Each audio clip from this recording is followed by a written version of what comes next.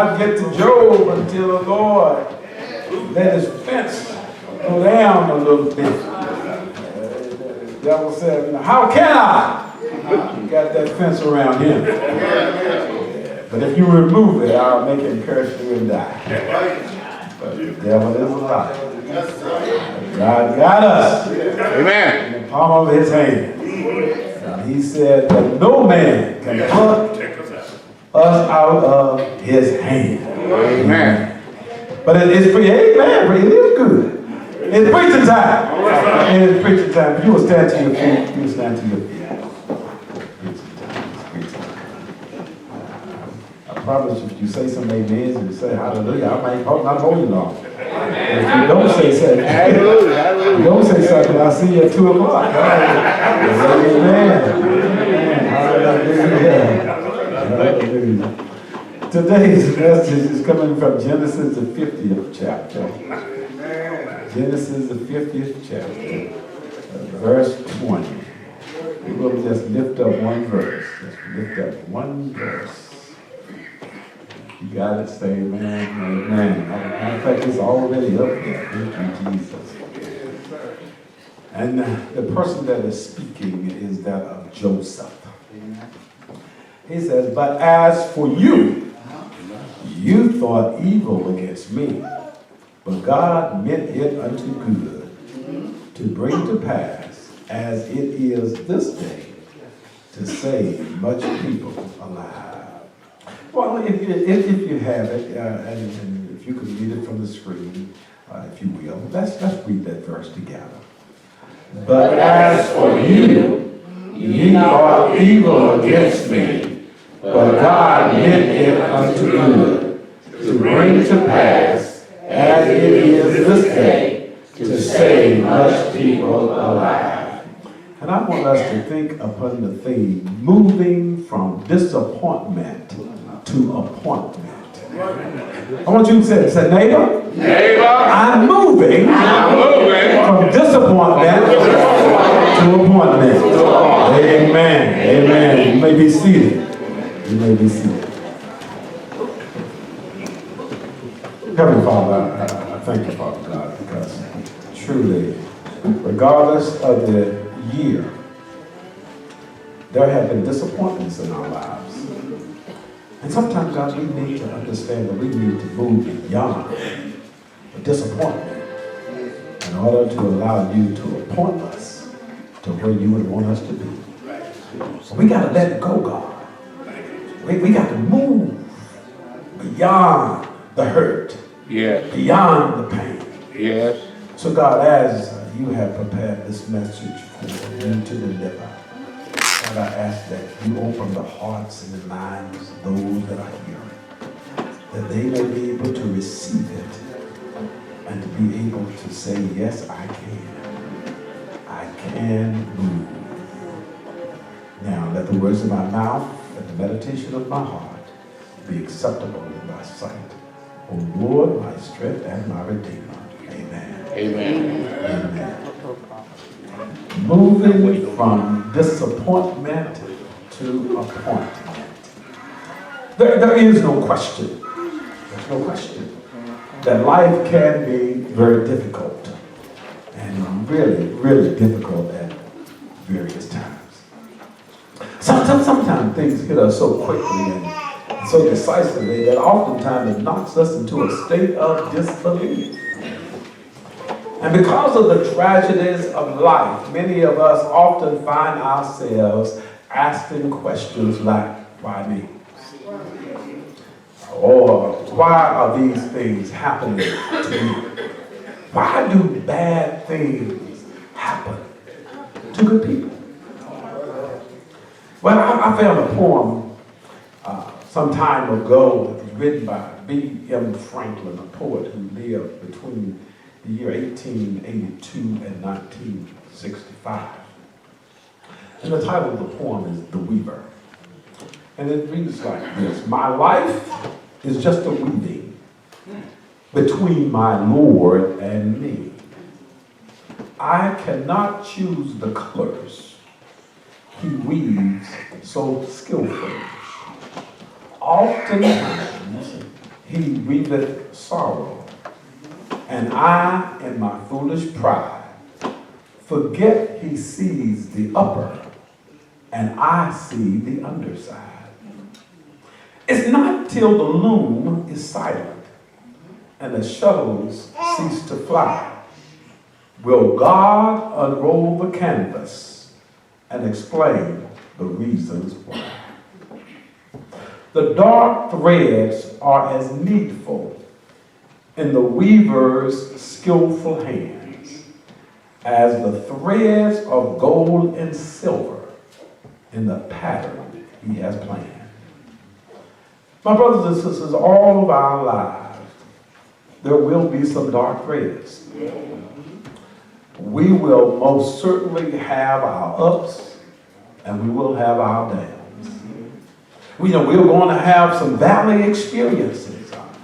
James, the brother of Jesus, tells us in the book bearing his name in James 1, 2, and 3 says, my brethren, I count it all joy when we fall into different temptations, knowing this, that the trying of our faith works patience.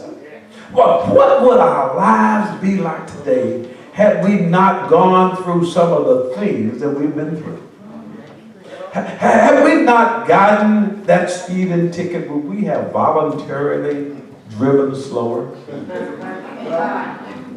Had we not had that pain in our chest, finding out from the doctor that it was really more than just indigestion, would we have stopped getting sloppy drunk?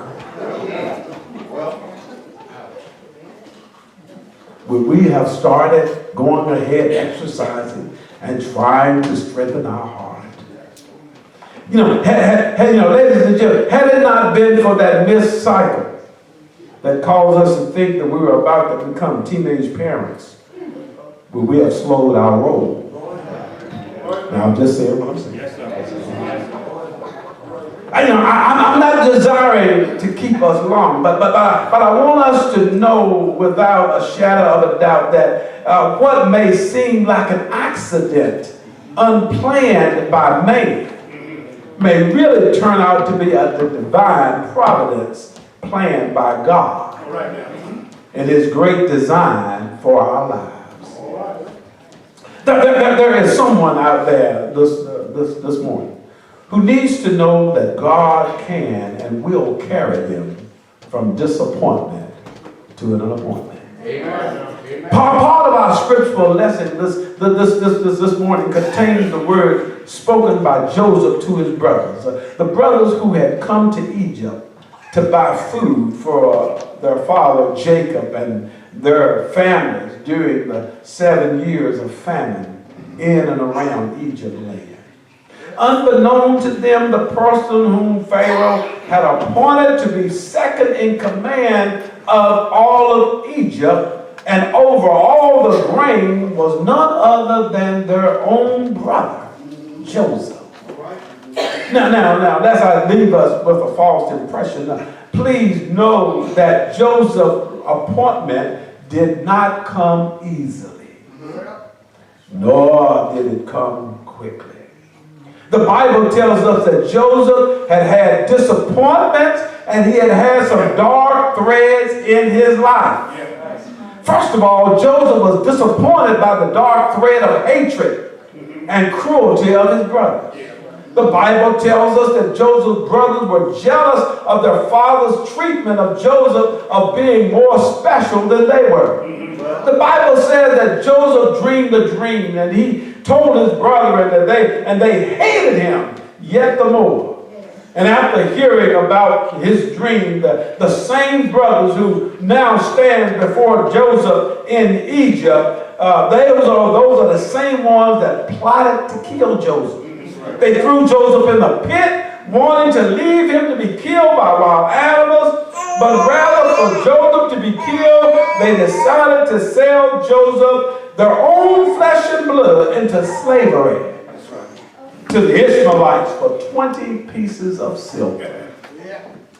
Now, these same brothers now stand in front of Joseph desiring of him to give them some food.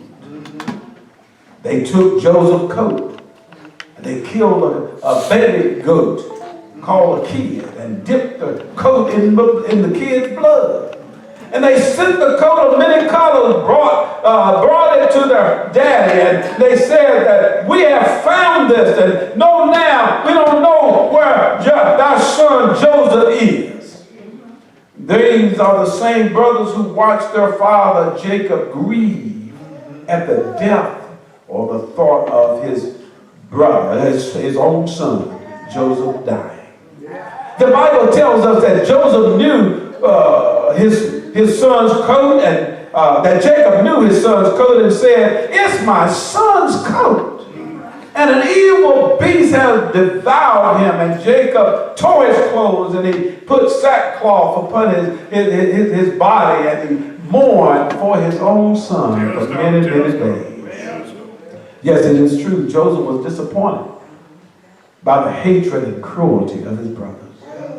Joseph, the son of a prince by the name of Jacob, now called Israel, had been sold to the Ishmaelites as a slave. I just believe that somebody here today remembers that when a family member mistreated you. You remember how they turned their back on you and treated you just like a stranger?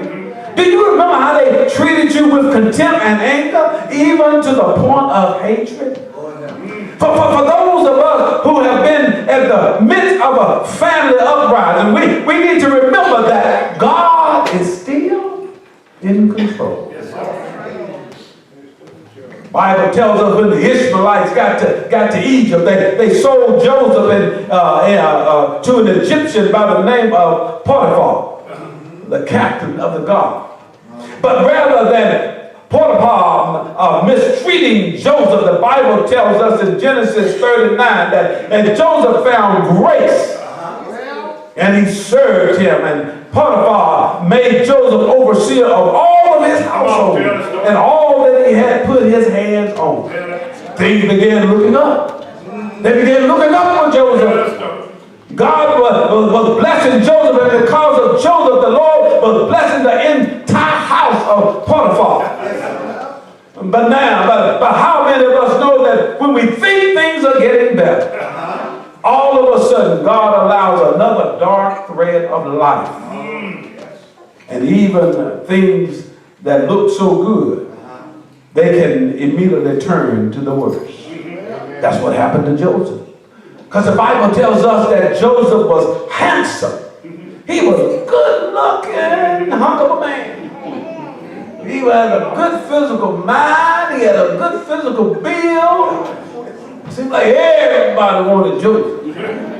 So as Joseph caught the lustful eye of Potiphar's wife, who wanted to have an affair with him. She wanted to have an adulterous fling with Joseph, and the Bible says that one day she caught Joseph by his coat and said, "Lie with me," and he left his coat in her hand and he fled and he got out. And because Joseph rejected her, she cried, "Rape." She told her husband. And when Potiphar heard that his wife's accusations against Joseph of rape, he put Joseph in prison. Once again, Joseph had become disappointed. This time by the dark thread of slander. Many of us are no different from Joseph.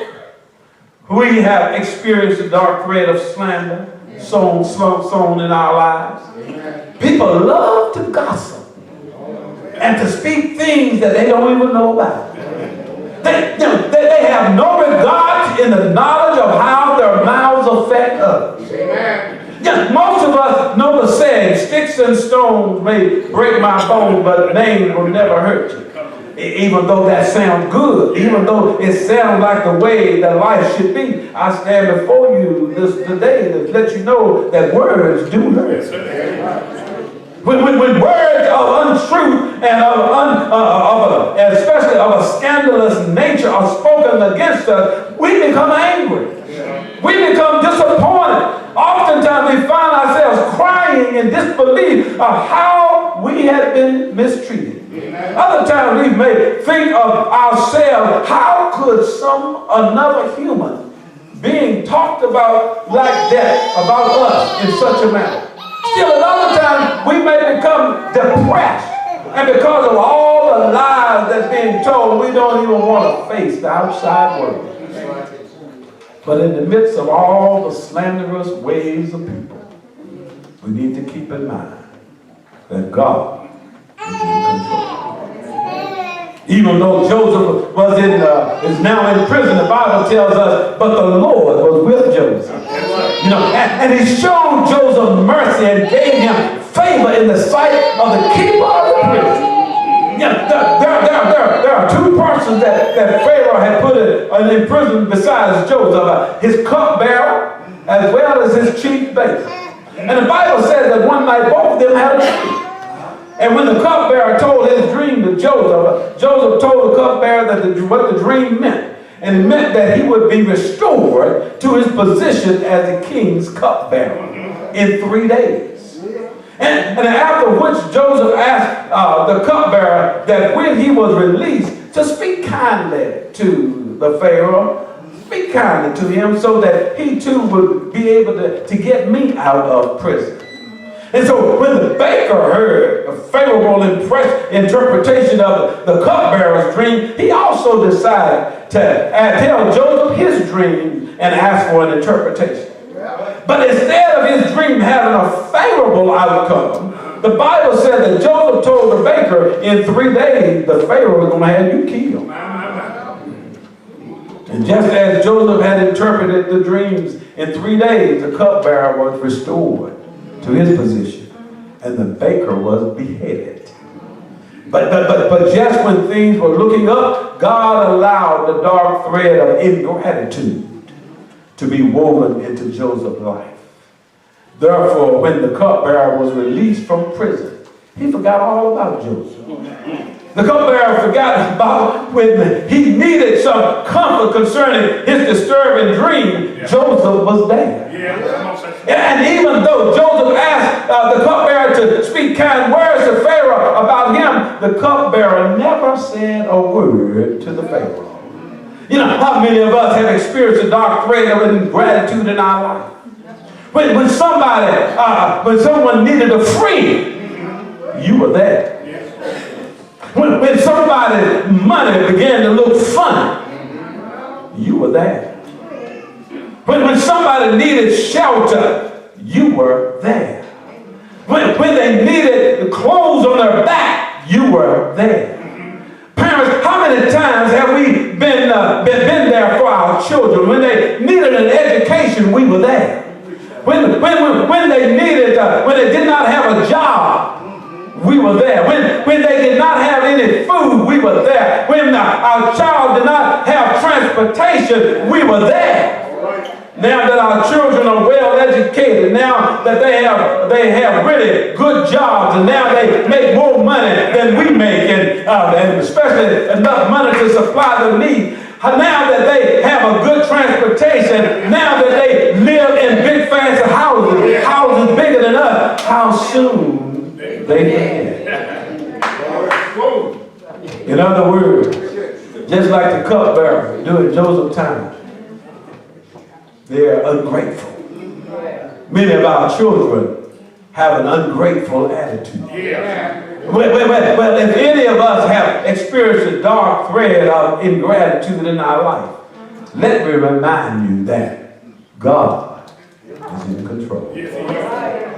The reason I know that God is in control is because 2 years after the cupbearer was released from prison, the Bible tells that Pharaoh had 2 dreams. One about 7 fat cows, and the other one about 7 skinny cows. And the other dream was about 7 fat ears of corn, and then 7 skinny ears of corn. And the Bible tells us in Genesis 41 that, and it came to pass in the morning that the Pharaoh's spirit was troubled, and he sent and called for his magicians in Egypt and all the wise men, and Pharaoh told them his dream, but there was none that could interpret them for the king. That's when, after 2 years, after 2 long years, the Lord brought back to the remembrance of the cupbearer that when he was in prison, how Joseph correctly interpreted his dream. So as such, the cupbearer believed that Joseph could interpret the king's dream. And because of the cupbearer's testimony of Joseph, Pharaoh sent for Joseph. And by the Spirit of the living God, Joseph told the Pharaoh about his dream, and that his dream meant that Egypt would have 7 years of plenty, followed by 7 years of famine.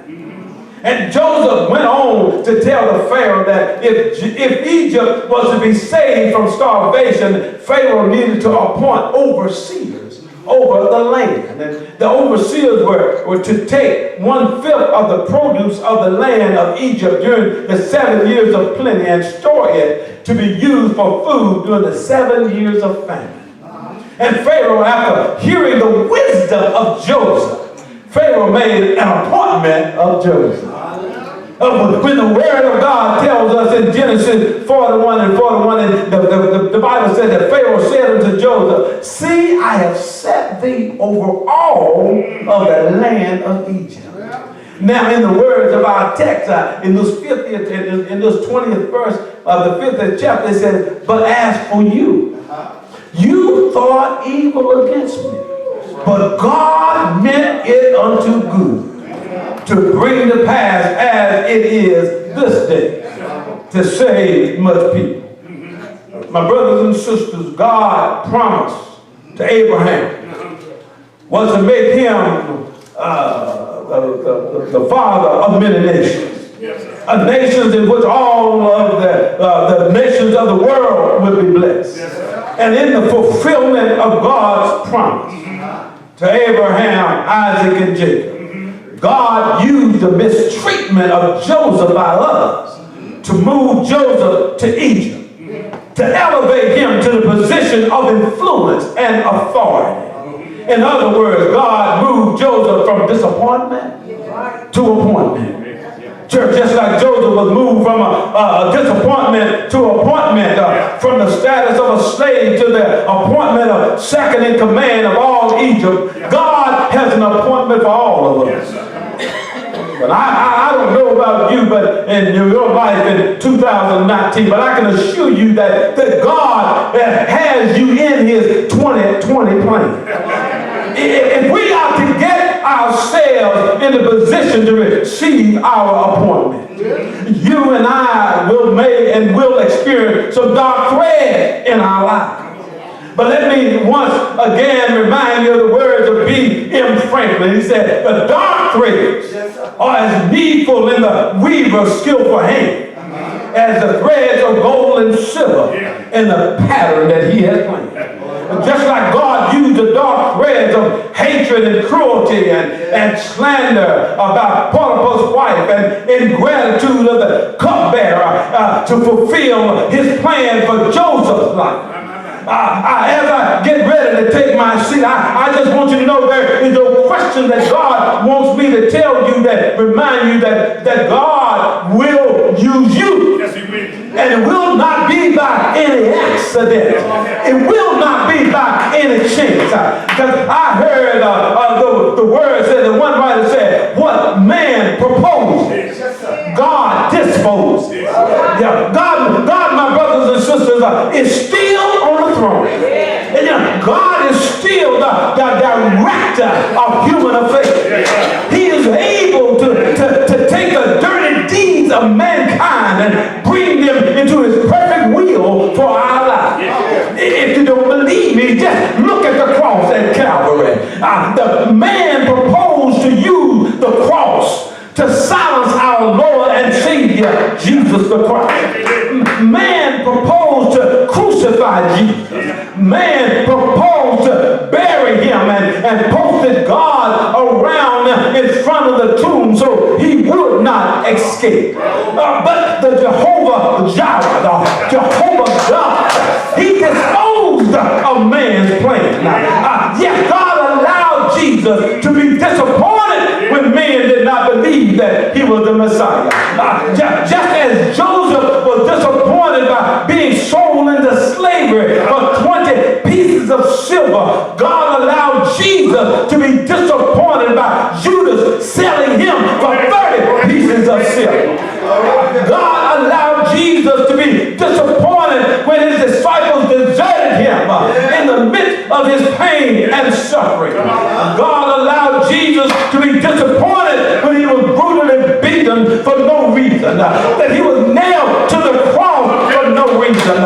He was disappointed when people laughed at him, knowing that he was a man sent from God, that he was God's only begotten Son. Jesus was disappointed when they spat upon him. He was disappointed because they said, "You saved others, why not save yourself?" He was disappointed when the Roman guards began to gamble for his clothes. God allowed all of that to happen. God even allowed Jesus to be disappointed when darkness covered the face of the earth. And I heard Jesus begin to respond to that by saying, "My God, why have you forsaken me?" In other words, God, why have you disappointed me in my time of need? Why have you allowed this to do what you've allowed to do? And the Bible said that when he said that God allowed Jesus to become disappointed when they pierced him in the side, and when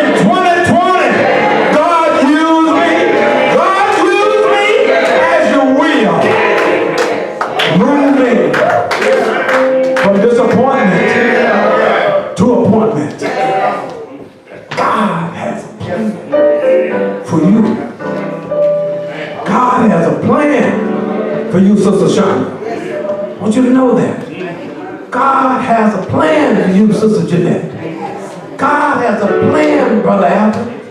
I know it is, Sister Laura.